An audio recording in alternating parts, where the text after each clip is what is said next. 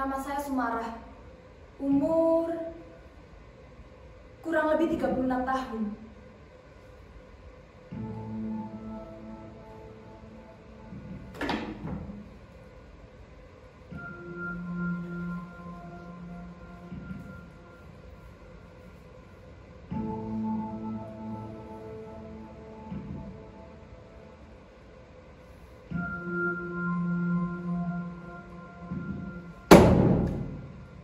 Dewan Hakim yang terhormat, sebelumnya perkenankan saya meralat ucapan jaksa. Ini bukan pembelaan, karena ini bukanlah pembenaran. Apapun yang akan saya katakan adalah hitam putih diri saya, merah biru abu-abu saya, belang loreng dan gelap cahaya pada diri saya. Sebelumnya perkenalkan, saya adalah seorang perempuan, seorang TKW, seorang pembunuh, dan seorang pesakitan.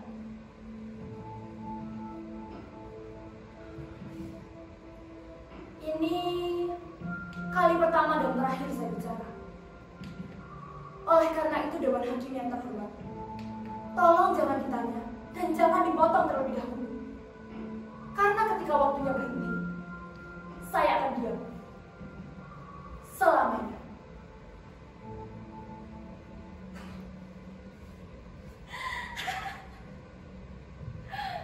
Saya tidak perlu pembela. Saya tidak butuh penasihat hukum. Karena saya tidak mampu membayarnya. Toh semua sudah jelas. Semua tuduhan terhadap saya benar adanya.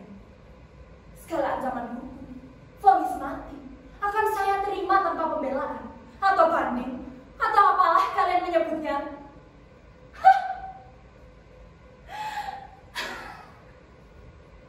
Sudah.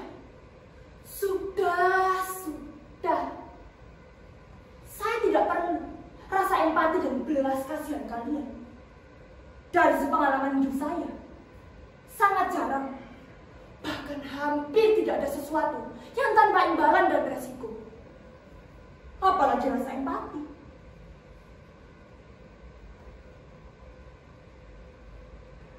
Saya seorang TKW. Babu. Loh, jangan meneriaki dulu. Memang benar kok, saya ini seorang babu. Tapi justru itu saya bangga. Saya berani mengambil keputusan untuk menjadi seorang babu.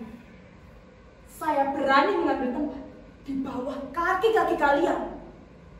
Belum tentu kan semua orang bisa seperti saya, berani menjadi manusia di bawah manusia. Ya, inilah saya, Sumarah. Bertahun-tahun saya menjelati kaki orang, hidup dan merangkak di bawah kaki orang.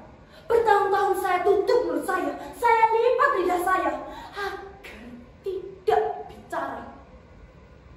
Karena bicara berarti bencana.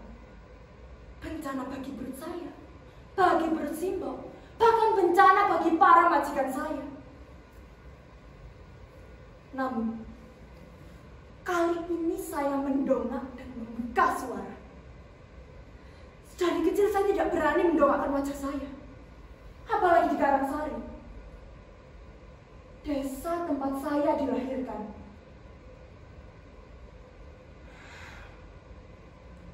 Orang-orang Karangsari selalu membuat saya gugup dengan bisik-bisik mereka, tatapan curiga mereka.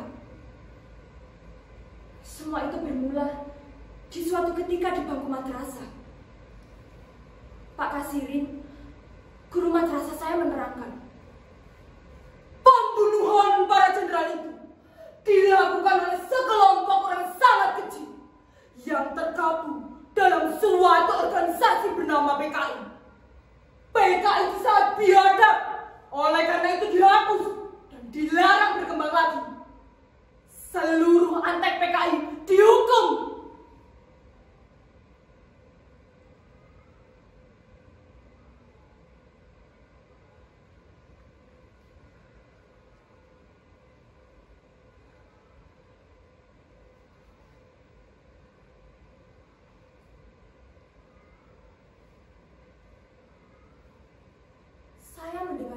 sangat takjub. Sembari membayangkan betapa kejamnya orang-orang yang membunuh para jenderal itu. Tiba-tiba dari arah belakang bahu saya mendengar suara. Sedikit berbisik, tapi jelas saya dengar. Bapaknya Sumara itu kan PKI. Lah, masa iya? Terus sekarang orangnya di mana? Ya sudah diciduk. Lalu saya menoleh dan saya mendengar suara.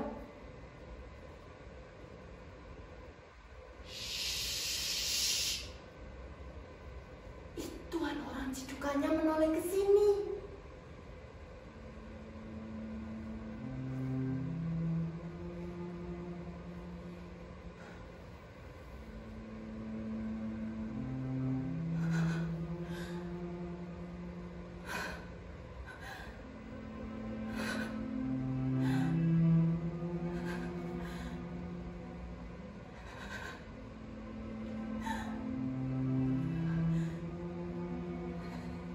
Saat saya mendengar hal itu, hati saya seperti meradang. Sakit.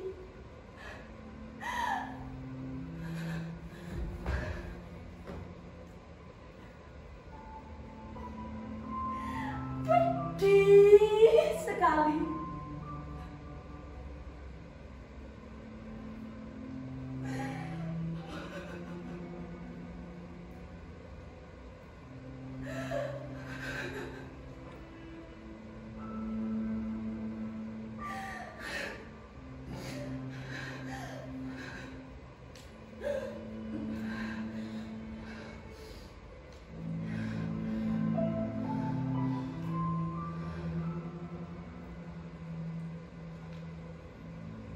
Lalu, saya memberanikan diri untuk bertanya kepada Simbo.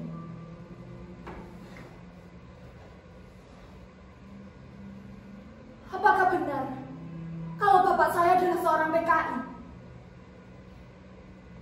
Simbo bilang kalau bapak sebenarnya hanyalah orang yang lugu dan tidak tahu apa-apa. Sehari-hari pekerjaannya hanya menderes kelapa dan menarik andong.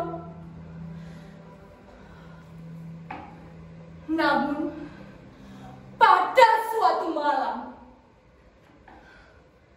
bapak tiba-tiba diseret oleh para tentara.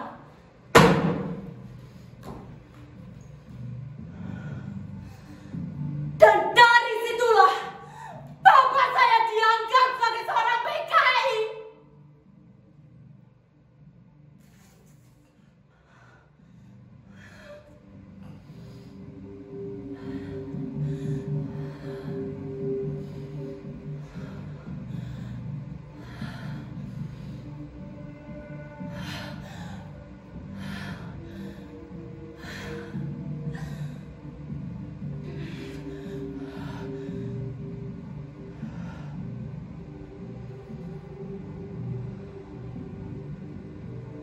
Sejak saat itu, Simbo tidak pernah lagi berjumpa dengan bapak. Dan begitulah, tidak pernah sekalipun saya melihat wajah bapak.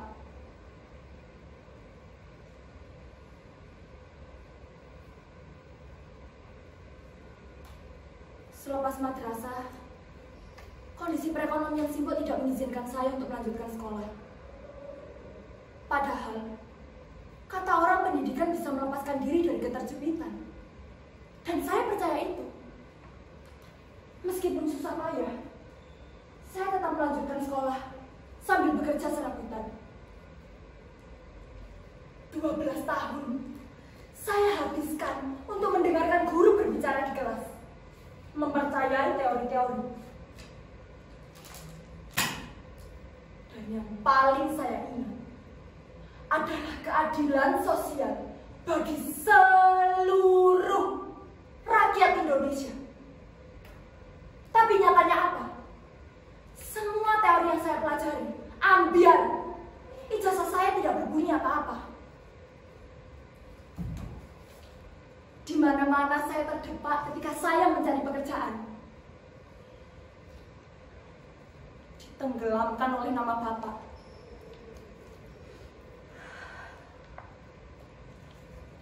Bahkan ketika saya mencari surat bersih diri, saya ingat betul apa kata Pak Lurah waktu itu. Waduh, Dok, kamu tahu betul toh permasalahan seperti ini. Bapakmu itu siapa? Saya betul-betul tidak bisa memberikan kamu surat yang kamu mau. Nyawaku, Dok, taruhannya.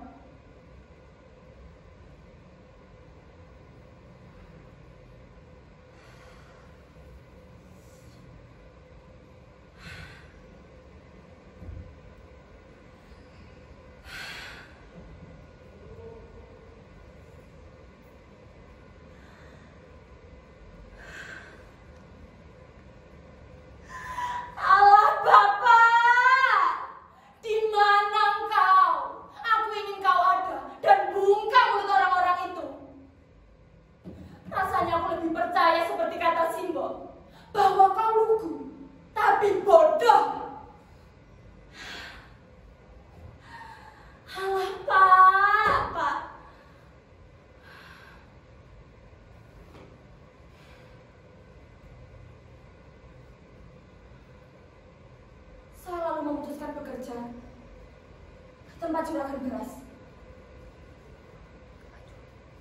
yang ternyata menjual jatah beras milik warga miskin. Tapi dari bekerja di juragan beras itulah saya berkenalan dengan seorang laki-laki. Laki-laki yang sangat tampan. Namanya Mas Edi, seorang tentara yang biasanya mengantar jatah beras.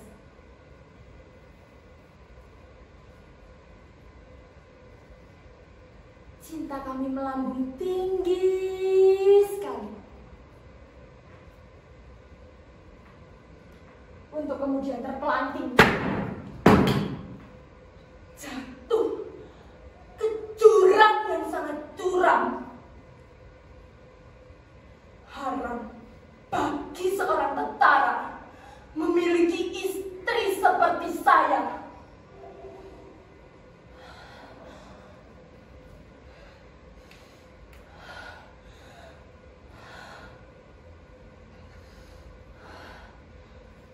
Lagi-lagi nama Bapak menenggelamkan nama saya.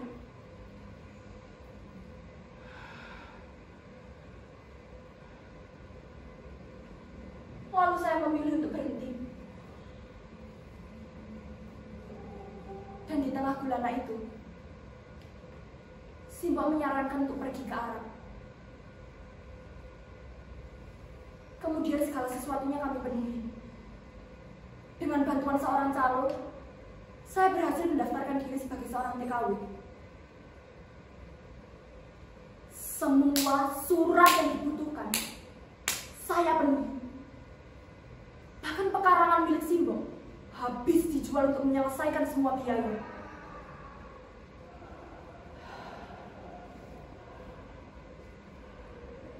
Dari situ saya paham bahwa dengan menyelipkan lembar-lembar uang, semua bisa berjalan dengan lancar. Termasuk Pak Lurah, yang akhirnya mau memberikan saya surat keterangan bersih diri. Hanya karena uang selipan 200.000.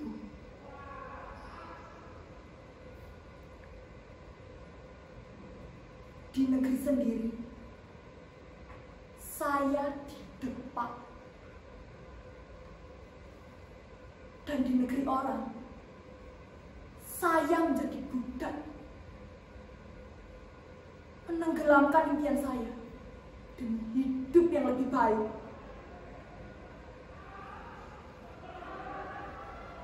Tapi ternyata Sumarah tetap saja kandas.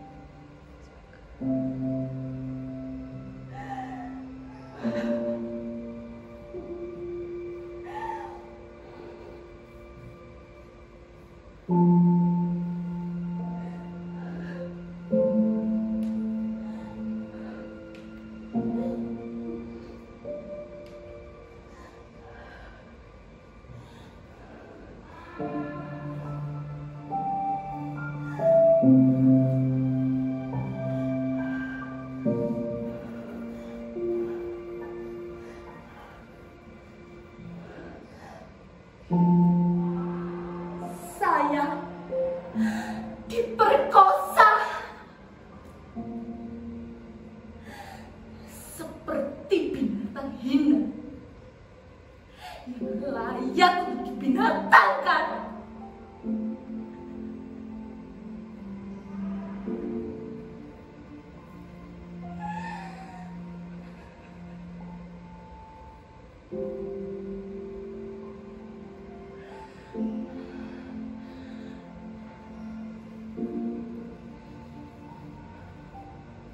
Saya kemudian meraih pisau tajam itu.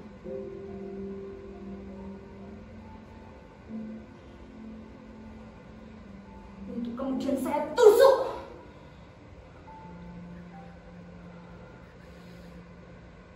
Majikan itu saya bunuh.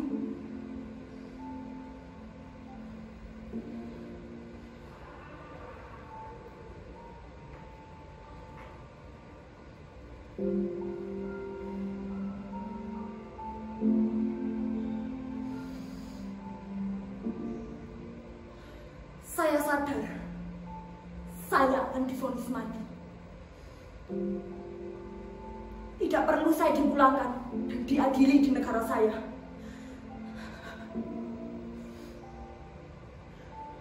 Dewan Hakim yang terhormat, inilah saya. Nama saya Sumarah. Saya siap mati.